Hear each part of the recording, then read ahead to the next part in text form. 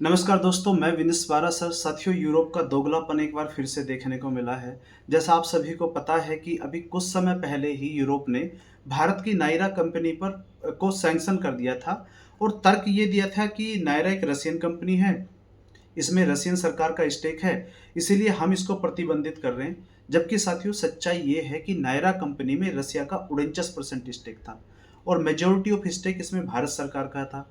तो टेक्निकली ये कंपनी भारत की हुई। जो नायरा कंपनी साथियों जो गुजरात में ऑपरेट करती है, फिर यूरोप ने इसमें ये बोला कि अब हम नायरा कंपनी से डीजल और ऑयल रिफाइंड प्रोडक्ट्स जो भी होते हैं हम उनको हम परचेज नहीं करेंगे।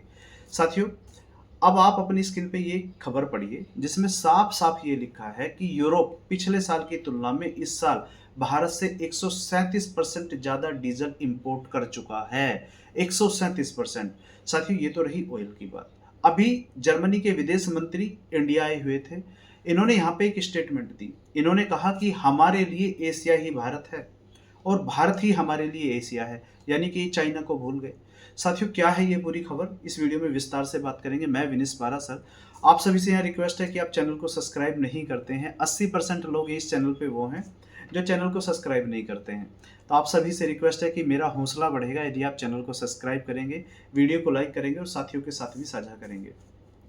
साथियों, लौटते हैं अपने टॉपिक पर। आप ये खबर पढ़ सकते हैं, इसमें साफ साफ ये लिखा है कि यूरोप ने 2024 की तुलना में 2025 जो भी पूरा भी नहीं हुआ है, इसमें 137% ज्यादा डीजल इंपोर्ट किया है भारत से।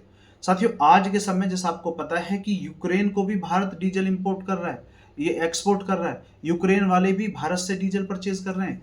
साथियों, और ये जो आंकड़े दिए हैं कि कोई ये यूरोप की जो ऑयल ट्रैकर कंपनी है, इसमें एक तो है केपलर, एक है वो टेक्सा। इन्होंने बताया है कि यदि हम ईयर टू ईयर देखें तो भारत से यूरोप ने इस पिछले साल की तुलना में 137% ज़्यादा ऑयल परचेज किया है। और यदि हम इसको मंथ टू मंथ देखें, यानी कि जुलाई से अगस्त का ही यदि आंकड़ा देखें, तो इसमें 73% ज़्यादा यूरोप ने भारत से डीजल इंपोर्ट किया है।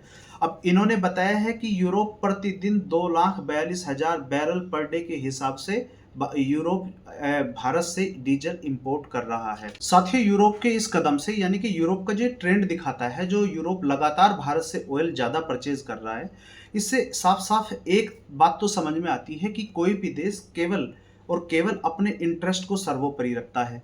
जैसा आप सभी को पता है कि अमेरिका ने यूरोप पे काफी प्रेशर बनाने की कोशिश की है इन दिनों कि आप भारत से ऑयल परचेज मत करिए, आप भारत से भारत की कंपनियों पर टैरिफ लगा दीजिए, भारत पर टैरिफ लगा दीजिए। अब अमेरिका ऐसा क्यों करना चाहता है?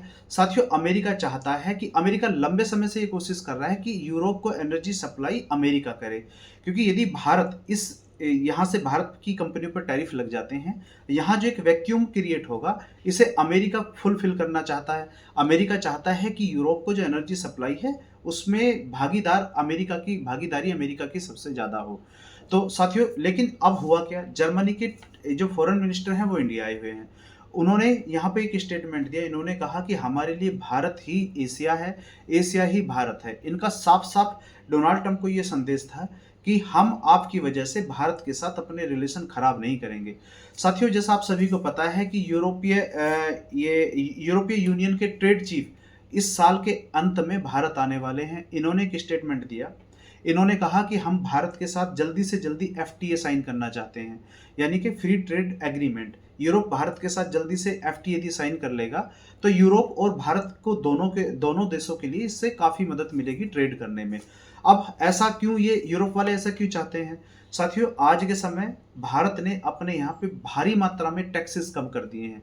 इससे भारत की मार्केट इतनी अट्रैक्टिव हो गई है कि अब बाहर के देशों को ये लगने लगा है कि यदि हमने भारत के साथ कोई ट्रेड डील नहीं की, भारत के साथ एफटीए साइन नहीं किया, तो कहीं ना कहीं हम पिछड़ जाएंगे इस जो भारत की बड़ी मार्केट है, एक ह्यूज मार्केट है, उसको कैप्चर करने में। और आने वाले समय में साथियों आप ये देखोगे कि अमेरिका की जो कंपनियां हैं बड़ी बड़ी, वो भी डोनाल्ड ट्रंप पे प्रेशर क्रिएट करने की कोशिश करेगी कि भारत की इतनी अट्रैक्टिव मार्केट हमारे हाथ से निकली जा रही है, आप कुछ ना कुछ करिए, भारत के साथ जो भी आपके जो इश्यूज हैं इनको बैठ के सुलझाइए, ताकि अमेरिकन कंपनी भी भारत की मार्केट का एक्सेस ले पाए, फायदा उठा पाए। तो साथियों, ये है पूरी खबर और इस में आगे जो भी डेवलपमेंट होगी उस पे मैं एक विस्तार से वीडियो लेके आऊँगा। फिलहाल इस वीडियो में इतना ही। यदि आप वीडियो देखते हुए लास्ट तक आ गए हैं, तो आपसे रिक्वेस्ट है कि चैनल को सब्सक्राइब कर लीजिए, वीडियो को लाइक कर दीजिए। साथियों, मिलते हैं अगली वीडियो में। बहुत-बहुत धन्यवाद।